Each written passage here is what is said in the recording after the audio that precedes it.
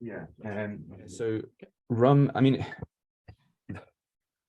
at the top level, it's very simple in that it's either cane sugar juice, which is pressed, fermented, and then distilled to create a spirit, or it's sugar molasses, which is distilled, it's fermented, distilled to make a spirit.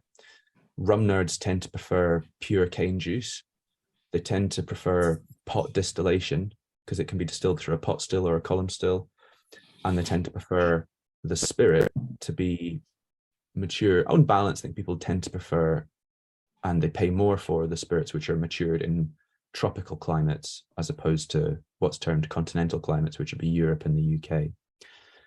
Within that, though, there is a world of nuance and difference coming around things, particularly around fermentation. The world of fermentation in rum is fascinating, especially if you go to places like Jamaica, where they're getting into dunder pits. And I mean, if you've ever seen, just Google image search the fermentation room at Hamden Distillery in Jamaica. I don't know, it's like probably a scene from the film Event Horizon where Sam Neill goes into hell at the end. Pit of doom and goo. I don't know, something from like, I'm trying to think of other film references. Anyway, Google image search it. You'll see what I'm talking about. That's a good example of a very extreme and very distinctive, very individualistic approach in rum, just using decision making and techniques in fermentation, so these things are never cleaned. Like you talk about in Scotch whiskey, where they're obsessively steaming their washbacks and they are like really trying to keep everything meticulously clean between fermentations. These guys rely on this pocket universe of bacteria and culture that exists in this room to create character, and they control the different marks, which is different levels of ester in their rums, these chemical compounds, these called esters, which essentially deliver varying degrees of fruit characteristic. So a combination of different yeast recipes and different additions of dunder, which is this sort of biological muck pit that is like a sort of sourdough starter, which is continually topped up and stuff. And then this is used to control things like the level of esters and the amount of bacteria that have activity in the fermentation. And then that recipe is then distilled and creates a certain mark, a certain type of rum, which is aged separately. And then these things are used as blending components.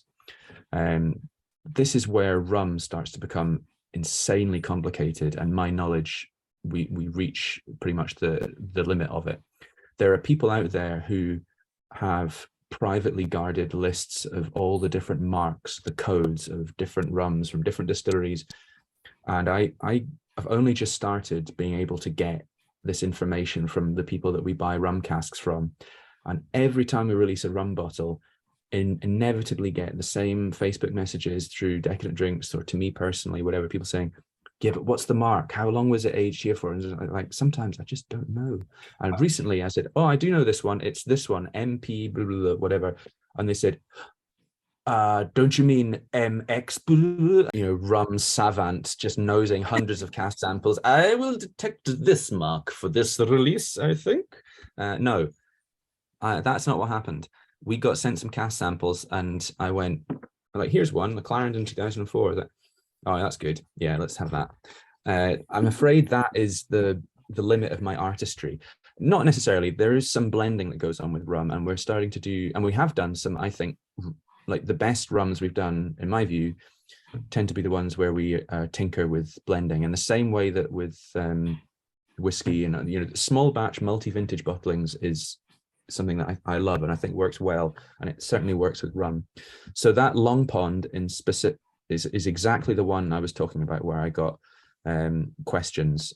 So the sheet I've got, and I only got this sheet after I did the fucking label. So there's something on the label which is wrong, which really annoyed me, but don't tell anyone. So the Long Pond, we'll get to these things in a minute. So MJC is the mark I have on my sheet. Now, that was the one where someone messaged back and said, are you sure MJC? No, it must be something else. And I said, well, I can read, that's all it says, but I'm in Liverpool. This is one where so we had to fight tooth and claw to get this information. So MJC, and distilled in Jamaica in 2004, aged for 13 years in Jamaica, shipped to the UK for a remainder of its maturation. So that's one where I think I put on the label early landed and didn't reference the 13 years tropical maturation, but I would have done. And now I'm starting to be able to give this information in more detail.